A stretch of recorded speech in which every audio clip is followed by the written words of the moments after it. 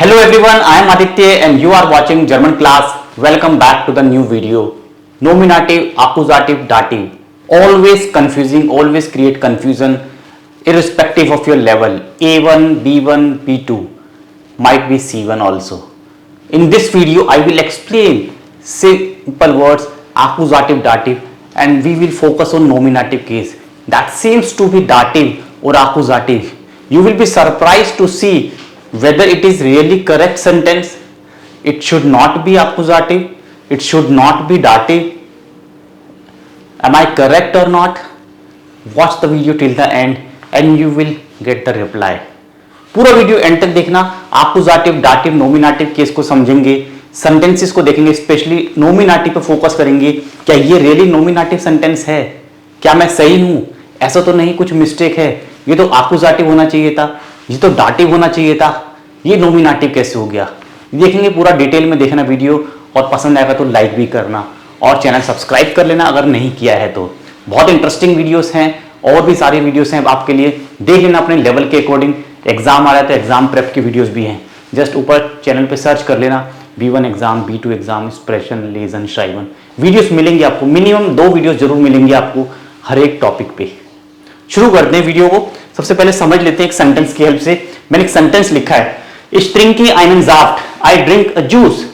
इस सेंटेंस में एक्कुजेटिव हमने यूज किया सब्जेक्ट और ऑब्जेक्ट. सेंटेंस की डिमांड है, जो वर्ब है हमारा ट्रिंकन, वो एक्कुजेटिव ऑब्जेक्ट की डिमांड करता है. आई ड्रिंक, मैं कुछ पी रहा हूं. अब मैं क्या पी रहा हूं वो एक्कुजेटिव होगा. Juice, milk, water, cold drink, ये सब एक्कुजेटिव होगा. Ich trinke einen Saft, मैं जूस पी रहा हूं. ये जूस है, einen, ये एक्कुजेटिव है. एक्कुजेटिव ऑब्जेक्ट बोलते हैं. ट्रिंकन एक वर्ब है जो एक्कुजेटिव ऑब्जेक्ट की डिमांड करती है. और इस जो है वो सब्जेक्ट है. नोमिनेटिव भी इसी को बोलते हैं, सब्जेक्ट भी इसी को बोलते हैं, क्योंकि इससे वर्ब की कॉन्जुगेशन हो रही है. जब भी वर्ब की कॉन्जुगेशन जिससे होती है उसको हम नोमिनेटिव कंसीडर करते हैं, वही हमारा सब्जेक्ट होता है. समझ गए? वर्ब को हम कॉन्जुगेट सब्जेक्ट के अकॉर्डिंग करते हैं. एर होगा तो शायद ट्रिंक्ड हो जाता, डू होता तो ट्रिंक्स्ड हो जाता, वियर होता तो ट्रिंकन भी हो सकता था. ध्यान रखना, सब्जेक्ट और वर्ब का रिलेशन बहुत जरूरी है. एक सेंटेंस और मैंने लिखा है, इस डांके देम मान, आई थैंक द मैन. यहां पे भी देखो, यहां पे जो वर्ब है डांकन, ये डांकन वर्ब डाटिव है, मतलब डाटिव ऑब्जेक्ट की डिमांड कर रही है. It should be dative. ये आपको सीखना है, इट शुड बी डाटिव. यहां रिक्वायरमेंट है हमारी डाटिव की, हमें लिखना ही पड़ेगा, आर्टिकल कन्वर्ट करना ही पड़ेगा. डेयर मान है तो आइनम मान या डेम मान में कोई चॉइस नहीं है, because this is the rule. और इश हमारा एज यूजुअल सब्जेक्ट है और डेम मान हमारा डाटिव ऑब्जेक्ट है. तो सिर्फ 3 वर्ड्स हैं यहां पे, 1 2 3. इन तीनों की हेल्प से हमने एक सेंटेंस कंप्लीट किया है. This is dative sentence. ये आपको इतना फैमिलियर होगा, इतना तो आपको समझ ही आ जाएगा, ये बिल्कुल सही चल रहा है. अब आगे देखते हैं, वो वहां पे आपको थोड़ा प्रॉब्लम हो सकती है, थोड़ा कंफ्यूजन भी होगी. डोंट वरी, पूरा देखना, वीडियो एक्सप्लेन करा है मैंने बहुत सिंपल तरीके से. और अगर कोई डाउट होता है तो कमेंट में लिखोगे जरूर, और समझ आता है तो भी कमेंट करोगे कि yes I got it, clear हुआ कॉन्सेप्ट मेरा. देखेंगे ये वर्ब मैंने कुछ चूज करी है, जाइन, हाइजन, ब्लाइबन, वेडन. ये नॉमिनेटिव रहती है, ध्यान रखना, ये नॉमिनेटिव रहेंगी. कैसे रहेंगी हम सेंटेंस की हेल्प से देखेंगे. एक एक वर्ब पे सेंटेंस बनाया है, और भी होती है, बट मैंने ब्रॉडली ये 4 वर्ब लिए जो कि ज्यादातर हम फेस करते हैं और इसी में उलझते भी हैं. जाइन verb, das ist ein kluger Junge, this is a smarter boy, this is a smarter boy, smart बच्चा है ये. हम क्या बोलते हैं, he is a smart boy. Er ist और das ist ein kluger Junge, इसको er भी लिख सकते हैं, वो भी ठीक है. he is a smart boy. यहाँ पे सेंटेंस देखो, ये नोमिनेटिव सेंटेंस है, बिल्कुल नोमिनेटिव है. क्यों? क्योंकि er और जो यूंग है वो एक ही है. एर और जो यूंग है वो एक ही चीज है. आप देखोगे ध्यान से, आप यहाँ पे देखोगे ध्यान से, जो एर है और जो यूंग है वो एक ही है. हम एर की बात कर रहे हैं कि क्या है, वो स्मार्ट है.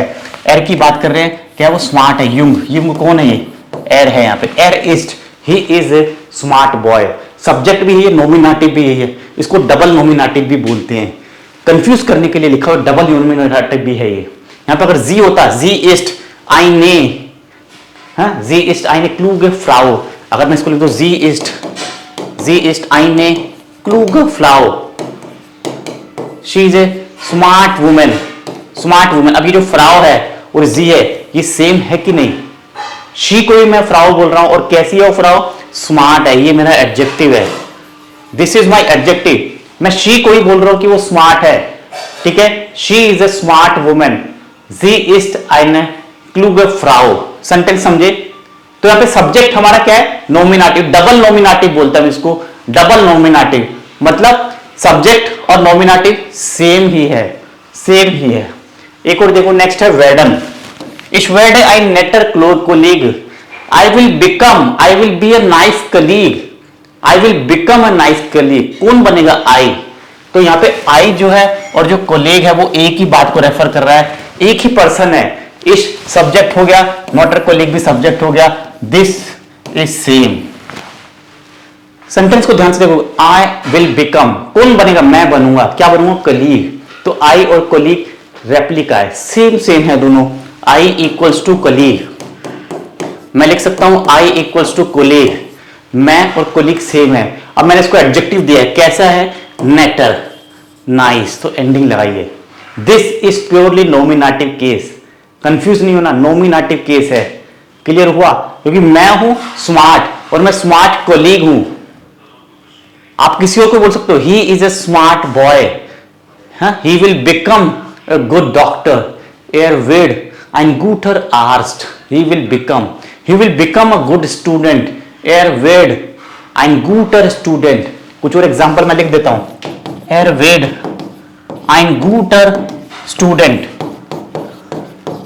means he will become, he क्या बनेगा? वो स्टूडेंट बनेगा। तो ये सेम है, ही और स्टूडेंट सेम ही है, इसलिए डबल नॉमिनेटिव है, कंफ्यूज नहीं होना, डबल नॉमिनेटिव भी इसको हम बोल देते हैं, ठीक है, ही और स्टूडेंट।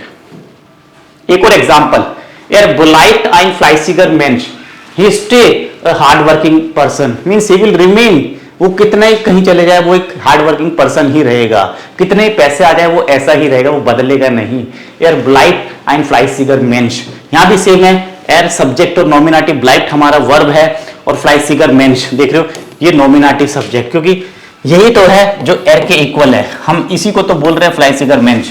किसको बोल रहे हैं? एर को ही बोल रहे हैं हम। जो हमारा एर है वही मेंश को रेफर कर रहा है, यहां देखोगे रेफर कर रहा है। He stay a hard working person, बहुत इंपॉर्टेंट है ये। क्लियर हुआ?